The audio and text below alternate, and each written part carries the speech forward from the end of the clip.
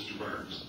The final question addressed to Mr. Barnes: do you believe the COLA system for Social Security needs to be changed to make sure those receiving benefits receive guaranteed increases?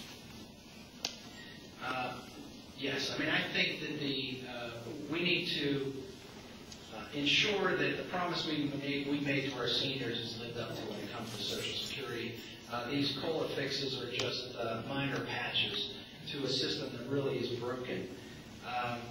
The first thing we need to do in order to address the problems of Social Security is shore up the trust fund. I mean, we all paid into Social Security with the idea that there's money in some place that will be available for us when we retire. But what happened is the government saw that pile of money and took it and spent it. And that'd be like you and your spouse saving up to buy a new house. And when you thought you had $10,000, you opened that drawer, put in a down payment, found out your spouse spent it away. And they put an IOU in there. And they said, well, please don't do it with the IOU. Well, the money's still gone. We need to restore that trust fund. And let me read a quote about Social Security. Maybe you can tell me where you think it came from. It said, the Social Security system is facing serious financial problems. Without changes, the Social Security Trust Fund will be exhausted. Now that was written on my yearly Social Security statement, and all of yours as well. Every single one of you got that same piece of paper. Mr. Kritz thinks that the Social Security system is solvent. And he's even said that, well, for the next several years, we can pay out 100%, and whenever we can, we'll pay 75%. That's unacceptable. The best thing right now we can do for Social Security is get more people back to work and more people paying into it.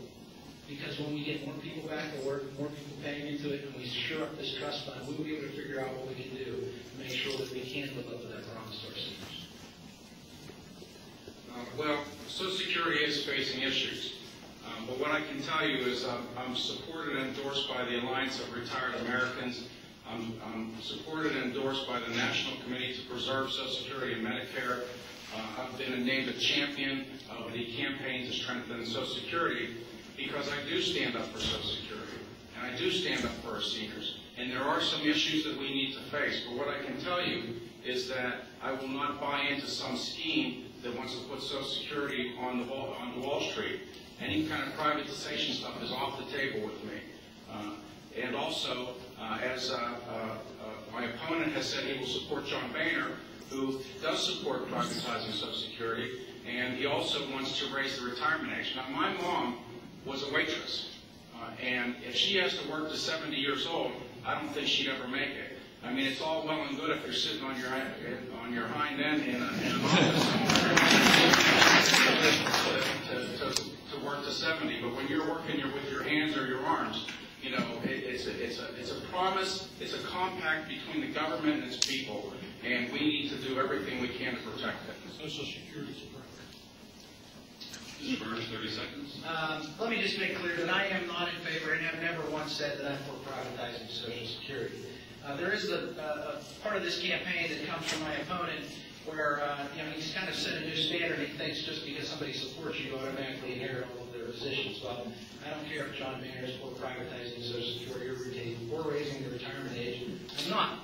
But if you want to talk about who you're associated with and who you're supporting and how that affects your campaign, if that's the standard he wants to set, well, that means that he's against coal plants because he campaigns with Joe Biden.